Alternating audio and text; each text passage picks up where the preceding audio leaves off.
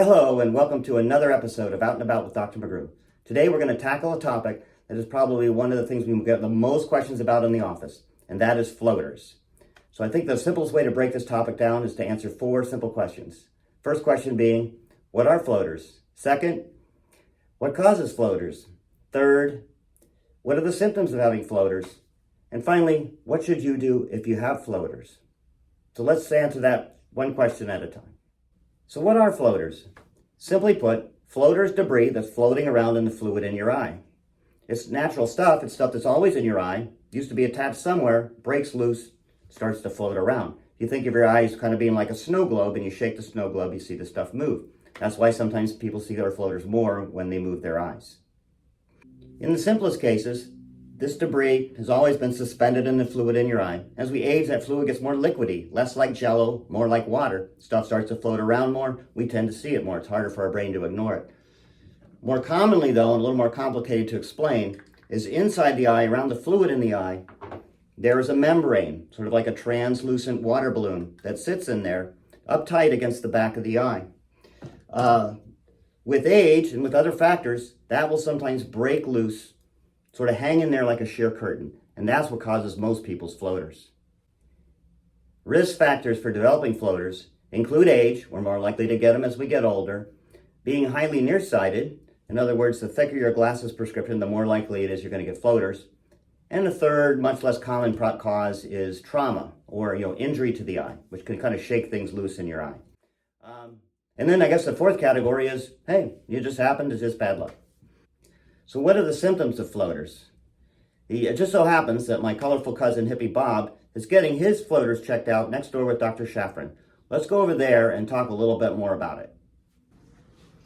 Bob, repeat for our viewers what you were just telling me about the floaters that you've been seeing. Oh, right. Well, started out, I was seeing this light off to the side, kind of arc-shaped, especially when I was in the dark. That kind of went away, and then I started seeing this big blob in my vision. It would move when my eyes moved.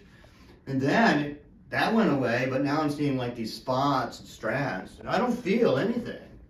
You know, Bob, it's actually not the floaters that you're seeing. What you're really seeing is the shadow of the floaters on the back of your eye. You see, what happens is that when light comes into your eye, just like when I shine this light through this snow globe, what you're really seeing is the shadow of those floaters on the back of your eye. Whoa, wait a minute, Dr. Shafran. Are you telling me that when I'm seeing my floaters, I'm actually not seeing my floaters? Well, Bob, I guess you can put it like that. Well, refer me to a head doctor, because you're blowing my mind, man. Hey, man, I'm a floater. So putting Bob's silliness aside for a minute, what should you do if you get floaters? Well, first of all, if you've had these floaters for a long time, they're not really changing, you probably don't really need to do anything, except let us check your eyes on a regular basis, preferably every year. If you've got some new floaters, then you need to come in and let us check those out. In a very small percentage of time, those are associated with more serious problems, like a tear in the retina of the back of the eye, bleeding in the eye, things like that. So we need to dilate your pupils, or at least get good wide-angle pictures of the back of your eye, and make sure that everything's okay. I've got some stringy floaters.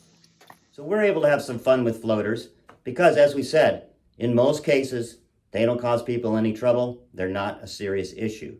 But there is that percentage, small percentage of people, in that their floaters are caused by a serious issue. Could be a tear, a break in the back of the eye, bleeding in the eye, something like that, that needs medical attention. That's why you do need to take fresh new floaters seriously and get them checked out. Hey everybody, I'm a really big floater.